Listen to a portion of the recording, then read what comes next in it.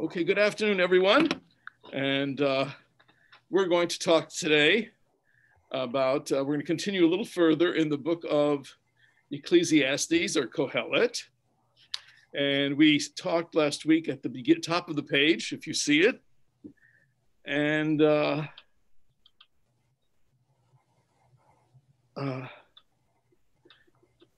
let me just remind you of some of the things we discussed. Last week, I tried to show you there was a very good reason why Hanukkah lasted 8 days. You may recall that everyone says, well, the oil lasted for 8 days, the oil of the menorah, and that's true. But I pointed out that there was something else that was very important at the time, and that was that people were trying to perform the circumcision at a cost of which, if they were caught, they would kill the child, the mother, and the father. And for that reason, this one mitzvah that they observed was what gave them the special 8 days of miracles, the 8 days of Hanukkah. So I did discuss that last week. And so I wanted to point out that in our religion, numbers really matter. And you recall, we talked about 2 are better than 1. Do you remember that famous expression? That's from Kohelet. And he gave examples. And this idea is really beautiful because it has so many ways that you can understand it. That 2 are better than 1, meaning if you want to study Torah, study with a partner, because if you make a mistake or you're off track, your partner will help you get back on track. If you study by yourself, you might say something or believe something that's completely outrageous, and that's why it's better to have a partner, and it's good to have another kind of partner is your rabbi. He can help you. You should also have a very good friend as a partner who will remind you of what your duties are. And finally, if you have the right kind of friendships, you will judge people properly. You will be able to give people the advantage or the benefit of the doubt. Okay. So now, when I say that these numbers are important, you can apply them yourself in different ways. For instance, when I was thinking to myself that 2 is better than 1, Tovim hashnayim min ha'echad, I said, maybe I should be doing laundry twice a week instead of once a week. And I found out, right, it sounds funny. What the truth is, when I did it once a week, it was an all-day effort. I had to wait till the laundry room was available, and then I had a half hour of washing, and then an hour of drying, and then hanging up and folding. It was an all-day affair, and so I said, you know what? I'm going to do it twice a week, and it's much faster now. I can get it done quicker because I've reduced my workload to half. So that, for me, that's a very good thing. For instance, another way to apply the idea of 2 is better than 1 is with the 10 Commandments. The 10 Commandments are written on 2 tablets, right, called the Shnei Luchot Habrit. Okay, now the 2 tablets are really different. They have different kinds of laws. And if we were to examine these 2 tablets, we would see the first tablet basically talks about us and our relationship with the Almighty. And the second tablet talks about our relationship with our fellow man.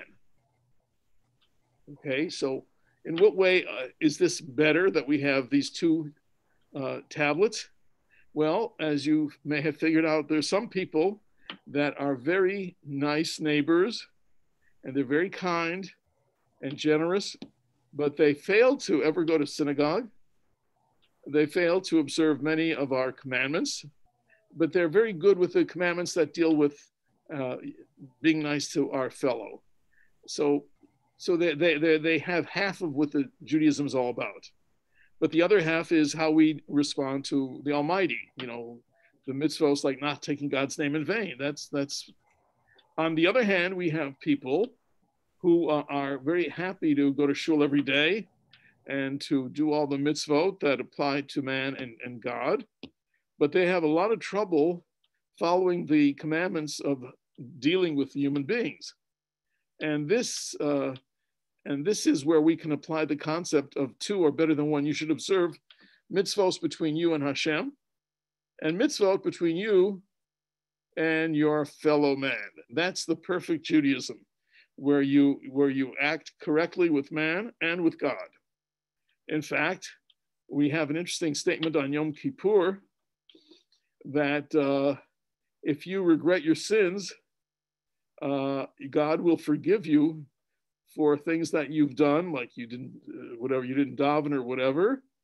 But if you've harmed your fellow man, God does not forgive you for that, because you need forgiveness from the person you offended, and then God will forgive you. Okay, so this is an important concept of two are better than one. The two parts of the tablets remind us to respect the mitzvahs between man and God, and as well as the mitzvah between man and man. Okay, having said that, remember on top of the page, number 21, pay no attention to everything men say. Do you remember that? Last week we explained that sometimes we think that people can only praise us. They have no complaints. And so King Solomon is saying, try not to listen in on too much of the conversations, because you will be very shocked to find out people may have a lot of criticism of you. And then he explains why that happened in verse 23 at the top.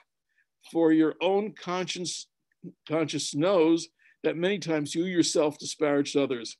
In other words, what we do to others comes back to us. And we probably maybe made fun or ridiculed somebody. And the reward for that is people will make fun of us as well. So we have to be very careful about what we expect from our fellow. Sometimes people will be kind and sometimes they'll be cruel. So try not to pay too much attention to all the chatter going on around you. Any questions, anybody? Okay, then the next thing I would point out to you, and that would be verse 25, where it says, so I turn my attention to study and probe and seek wisdom and reckoning, and to know the wickedness of folly and the foolishness which is madness. So what is Shlomo Melech saying?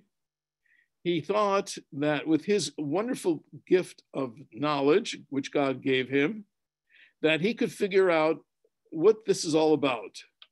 And he wanted to believe that if you have wisdom, you have everything. And he discovers it's not true. You can have a great deal of wisdom and be very unhappy with that wisdom, just like you can spend all your time being silly and ridiculous. And that's obvious that it doesn't really get us anywhere. But having wisdom sounds like the perfect solution to everything. And King Solomon says, no, he was very disappointed. And I'd like to offer a reason why he's disappointed with all the wisdom that he gains. And that is, when we know a great deal, we expect a great deal. And sometimes the things that we hope for just don't turn out. Okay, we see that in politics. Okay, we think we know who the better candidate is, the better party, and we put all of our attention to voting in the right president or party, and wow, it turns out that everyone else disagreed with our view of the person, or the president, the party, whatever, and in the end, instead of feeling very good about ourselves that we have so much more knowledge than everyone else, there's a lot of disappointment with a great deal of knowledge. Okay, so he says, somehow don't knock yourself out over knowledge or foolishness, because you'll realize human beings can never get the knowledge they need for every situation. Okay, and I think that's an important point. Time for another sip. Any questions? Okay, I hear myself making, okay. Okay, he goes further, and he says in verse 26, I'm looking at the Hebrew, at the English, and I have discovered more bitter than death, the woman whose heart is snares and nets. Her arms are chains. He who is pleasing to God escapes her, but the sinner is caught by her. Wow.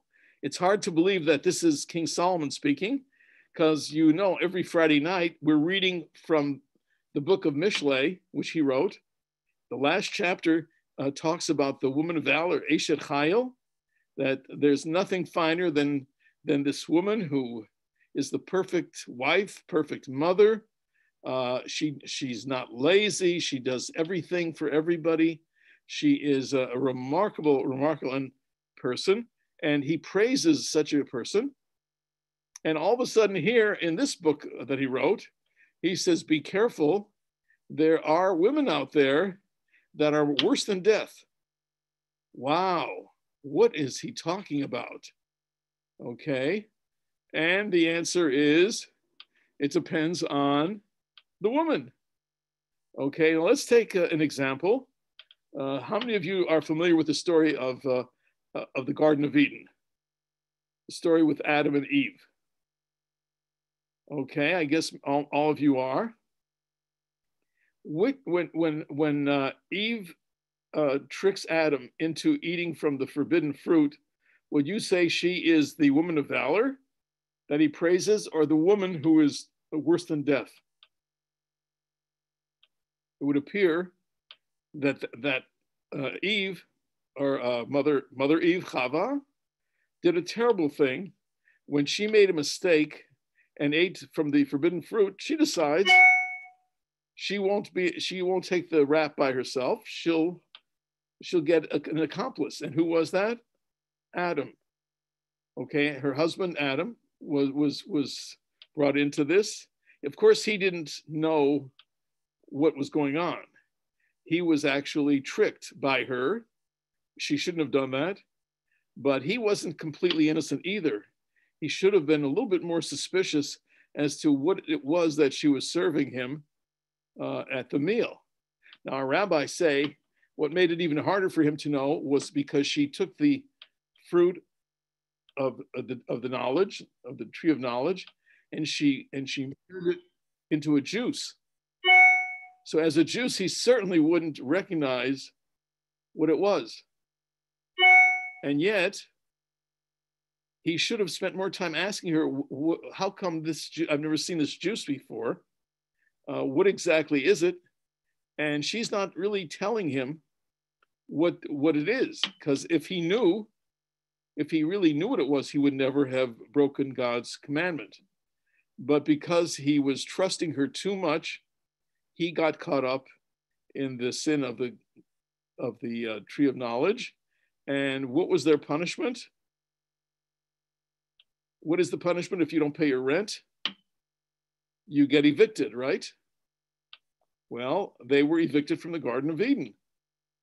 Okay, so it's a very important thing to know that there are men who are great and men who are terrible. There are women who are great and women who are terrible. Okay, so let's see, who else is a terrible woman, for instance? Who's a good woman? Well, we have the mothers, the imahot, like Sarah, Rivka, Rachel. They were really outstanding women, and one of them was a prophetess. That was Sarah. But there was, for instance, I'm thinking of another woman named Jezebel. Okay, mentioned in the Book of Kings, and she had an evil husband, and but she was even worse than he was, and she was guilty of so many things. She was so ambitious that she really destroyed her husband and everyone else with it because she just didn't know how to limit her ambitions. So that's what we have to know, that when King Solomon contradicts himself, it depends on the situation. So there are men who are terrific and men who are very, very disappointing. It's interesting to know that in the Talmud it says there's a story about a great rabbi who fell into a deep trance, and he had a dream that he was in heaven. And when he pulled out of the trance, his father, who was a great rabbi, Rabbi Joshua ben Levi, said to him, "What did you see?" And he said, "I saw a very strange world." He said, I recognize many people in heaven, and the ones that we never respected very much were held in very high respect. And the ones that we thought were great people were very far from the top. So his father said, "You have seen correctly, because we judge people by what we see. And God judges people by their heart. So when we see people, doing things that we think, wow, they are much better than we are because, they take 6 hours to do the Shemona Esrei or whatever it is, we're judging them as in a very high standard. Truth is, sometimes that's more show than reality. And therefore, we have to know that people, you really can't judge people very well, because as God says to the prophet Samuel, when Samuel is looking for a new king from the family of Jesse,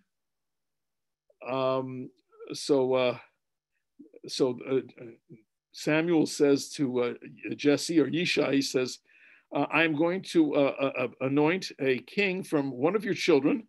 I want to meet them." And so Jesse brings in his children, and they come forward by birth. And as Samuel the prophet looks at them, he is so amazed, and he says, like the first one that comes, he said, "This must be the one God had in mind. He's so regal, he's so handsome, he looks so intelligent." And God says, "No, that is not the right one." Then the second, the third, every time that the prophet was using his lack of prophecy, he misjudged. And he kept thinking that the people that looked so perfect were the ones that God wanted to anoint. In the end, Samuel says to Jesse, "Is there anyone else that I haven't met?" And the father says, "I have a son named David, but you definitely wouldn't be interested in him. He definitely does not have the ability that you're looking for. He does not have what it takes." And Samuel says, "Well, I want to see him anyway." And when David walks into the room, Samuel hears a voice from God saying, "This is the one I want as the king of Israel." And God says to Samuel, "You were judging by your eye, but I judge by the person's heart." That's an amazing thing, because we really don't know what goes on inside people's hearts. And so often we give people too much credit and others too little credit. And so that was the point of that story, that when this great scholar ended up in heaven, what he saw was correct, that we tend to misjudge almost everybody. And the people that we think are so great are far from great. And the people we thought are so average are not average at all. They're very spiritual, but they don't show off. They don't spend, 6 hours finishing the Shemona Esrei or whatever. They don't necessarily wear the big black hat or the sheitel that looks like it was made in Hong Kong during a revolt. So that's the point of King Solomon. Any questions? Anybody out there who speaks English? Anybody? Questions, observations? Okay, I see a man without a headset. You, sir, do you have a question? No? I have a gift. I put everyone to sleep. That's wonderful. Okay. All right. So the point is, there are good men and bad men, good women and bad women. And now he goes on to say, and here again, we misunderstand him quite easily. In verse 28, he says,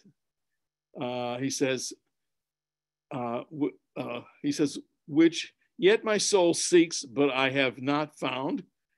One man in 1,000 I have found, but one woman among them I have not found.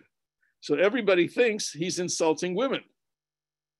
And the truth is, there are many ways to understand what a brilliant man like King Solomon said. But I'll just simply say this, that in this case, when he says, I have not found a woman in 1,000, he's really praising women because he's thinking about this episode of the golden calf. You remember that story when they build a golden calf after Moshe is up in heaven?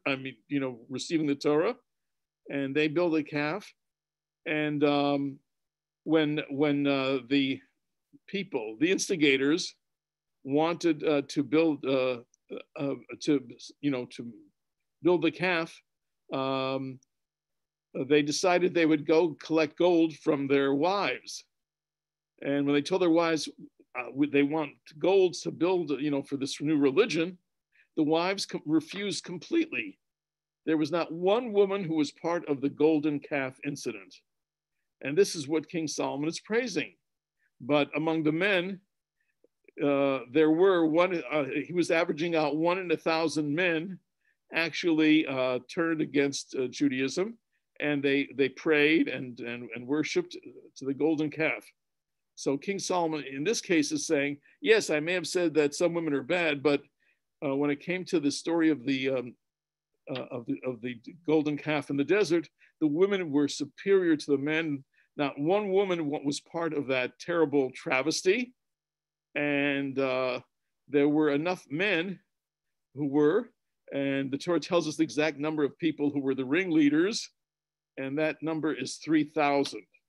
Again, we won't do the math at the moment, but it turns out the men were the culprits and not the women. So we have to see the balance in life between who's good and who isn't. And very often we're misjudging ourselves. Okay. Now, and then he goes into verse 29, the end of chapter 7. And he says, but see, this I did find. God has made man simple, but they sought many intrigues. Okay. In the Hebrew, it suggests that he said that God made human beings with the opportunity to be good and to make life simple. But for some reason, people always have a way of complicating their lives. Instead of simply doing what they know is right and proper, people say, well, in this case, I'm going to cut a few corners. I'll skip this. I won't do that.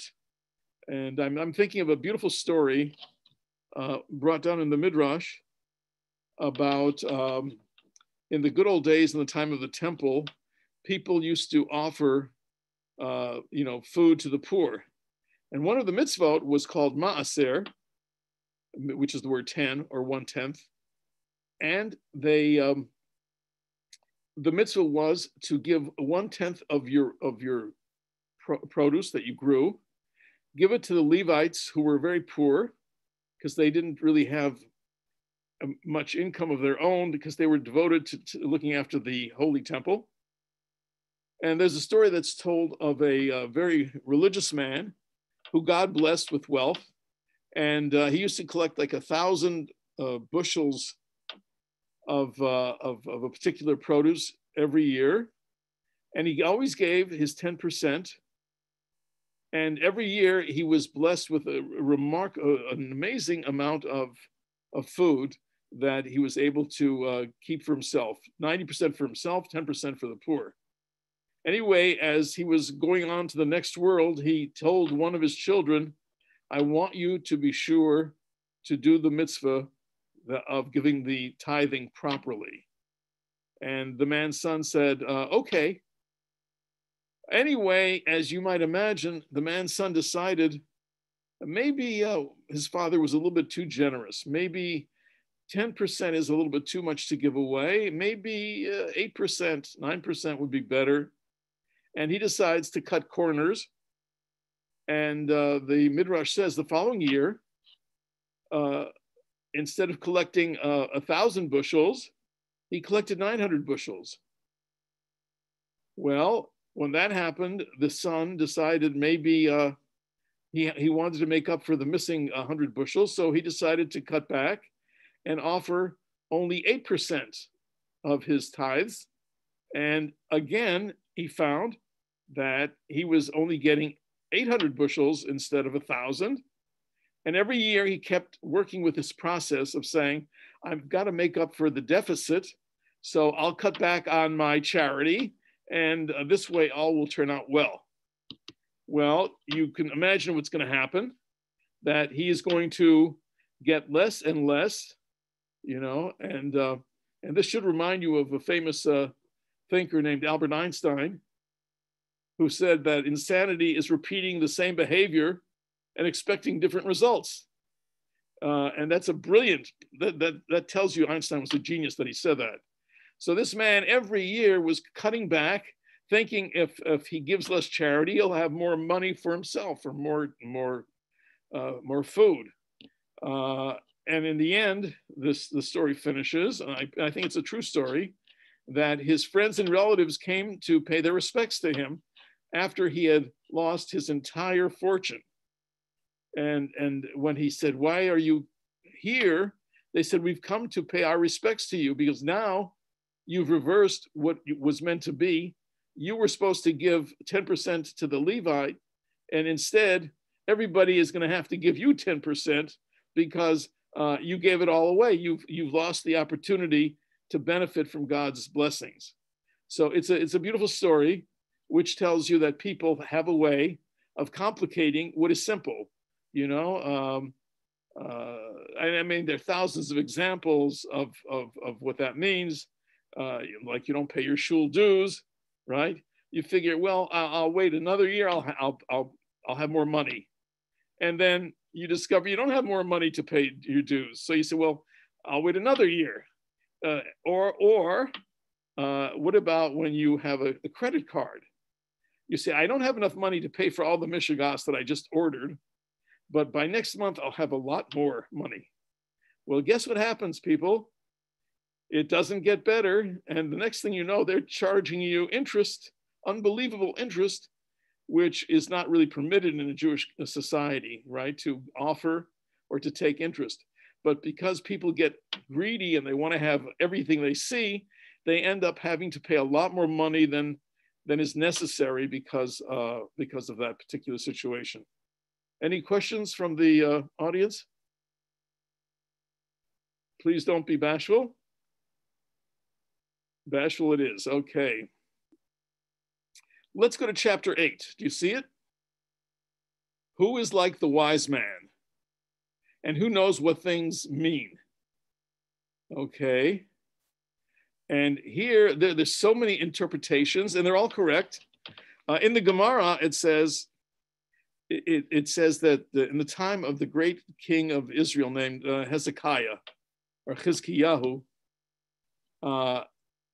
the king Hezekiah was sick, and there was a great prophet at that time named Isaiah, Yeshayahu, and the question was, who should pay their respects to whom? Should the king go to Isaiah to ask for his blessings, or should Isaiah go straight to the king and offer his blessings right there where the king was recuperating? So the Gemara says, you know who the wise man was? It was Hashem. Hashem made it turn out that the prophet would have to go and pay his respects to the king. And at that point, it was very good that he did, because the king was able to ask the prophet, why am I so sick? What have I done? And the prophet was able to tell him what sins he had committed. And in the end, he was able to use that knowledge and extend his life by another 15 years. Okay, so very often the question is who should go to whom? Now, think about this. We have a beautiful story in the book of Judges about a man who was going to lead the Jewish people in a great victory, hopefully in a great victory. His name was Jephthah or Yiftach, and he made a promise to God. He said, if I win in this victory against our enemies, I promise to bring an offering from whatever meets me at as I walk in the door, or as I walk into my yard. Now, I think many of you may have figured out that he was hoping it would be like a goat or a sheep or a cow that he could offer as a sacrifice. But to his surprise, it turned out to be his daughter who was the first one to greet him. And then he blames her. He said, "Why did you do that?" He said, "Because of you, I've got to do something terrible. I promised to offer you to God because I didn't expect you to be the one to meet me at the gate." So the question arises, this Yiftach knew enough that if he made an oath that it could be undone, all he had to do was to go to the rabbi or to the high priest or to a Beth Din. But this man said to himself, I really will not go to anybody because I am the man who saved the Jewish people. Let them come to me. And at that time, there was a great man who we all know about from the Chumash, and his name was Pinchas. And Pinchas said, "Why doesn't Yiftach come to me so I can undo his oath, so no harm will come to his daughter?" But neither one would go to the other. Each one said, let the general come to me, or let the prophet come to me. In the end, the poor girl was not saved, and so she ended up going into isolation. Okay, she ended up being isolated from society because of her father's promise, but that the promise was very foolish because he could have undone it, but he was too proud, and so God punished him in the end, and God punished the great Pinchas as well, because Pinchas should have said, somebody's got to save that girl from a penalty. And by insisting that he be respected more than the general, they both were punished for not acting according to the best of Jewish traits. Any questions? You're the best audience I've ever had. I mean, I can see you're awake, but still, usually my audience is asleep when they don't ask any questions. Okay, we're still in chapter 8, and we don't have much more to go. Okay, in the first verse, it says, who is like the wise man? And again, another explanation is the wise man is Moshe Rabbeinu, who knows what things mean. And it says, a man's wisdom lights up his face. Now, this could be applied and understood to regard to Moshe, to Moses, because we know when he came down from the mountain, he was glowing, right? He had a very amazing glow of spirituality, and he scared the people. And when Moshe realized, he didn't know that he had that glow, but what he does is what we're doing these days. He put on a mask. It's called a masveh, so as not to scare the people. But when he was teaching them, he took off the mask because he knew that they would be able to see him without having negative feelings. So Moshe was the man whose wisdom lit up his face. And then it says the boldness of his face is transformed, refers to people who look like they're very angry, and they look like they're ready to do something terrible, and their face shows what they're thinking. Just like we see when a person has answers to very difficult questions, like Rabbi Green, his face lights up. Thank you, Rabbi Green. That's a great thing. But other people who are angry or are ready to fight, you can see their face reflects their mood. And so look at a person if you want to know whether to deal with them in the proper fashion. I would just suggest that when you see people that are not wearing their masks in public, I would suggest maybe you shouldn't say anything to them, because many of them are very dangerous and they're looking for a fight. And if you just say, would you please, put on your mask, or please raise your mask, they are ready to fight and to do, terrible things, because they feel you're insulting their ability to be free people. So you have to know that you can sometimes see what a person is thinking by looking in their face, and you have to know, is this what is the right course to follow? Should you say something? Should you not say something? Okay. Normally we say that say something to a person if you think they'll listen, but if you think they won't listen, do not give them any information, because you have to know who you're dealing with. Okay, so the Talmud says in Yevamot, just like it's a mitzvah to say something to a person who will listen, there is a mitzvah not to say something to a person who isn't going to listen. In fact, you're going to do them a disfavor, because if you tell a person that they're not supposed to talk during davening, they will be in bigger trouble, because they thought it was a mitzvah to talk during davening. And when you tell them that it's forbidden, all of a sudden they're now committing sins lahachis. They're doing it, voluntarily, and that is very unfortunate. So we all have to decide when we should tell somebody to do or not do something. In some cases, the Gemara says, better a person should be doing something in innocence, b'shogeg, than do it, to prove a point and b'mezid.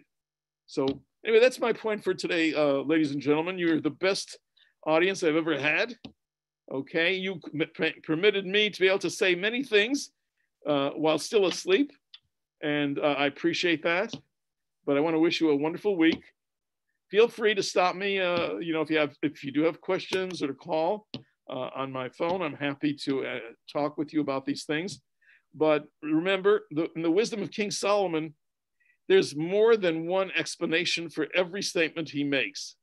Okay, and he is brilliant, meaning God gave him wisdom beyond the mortal person, and that wisdom is reflected in Mishlei and Kohelet. And when you see a contradiction, it's not an accident. He really knows what he says. Have a wonderful day, and happy, Ken, help me out. Happy what? Happy end of the month? What's that? Teves. Oh, that's good. Good enough. Have an easy fast. Oh, yeah. Friday is my big day. My big day to stand up and say, hey, look at me, everybody. I'm fasting. But I believe... right. Asara B'Teves is Friday? That's right. Amazing. It will be a challenge, because we rarely ever do a fast on a Friday. Yeah. It's rare. And it only happens with Asara B'Teves. But my interpretation is it's really not the month of Tevet we're talking about, but it's the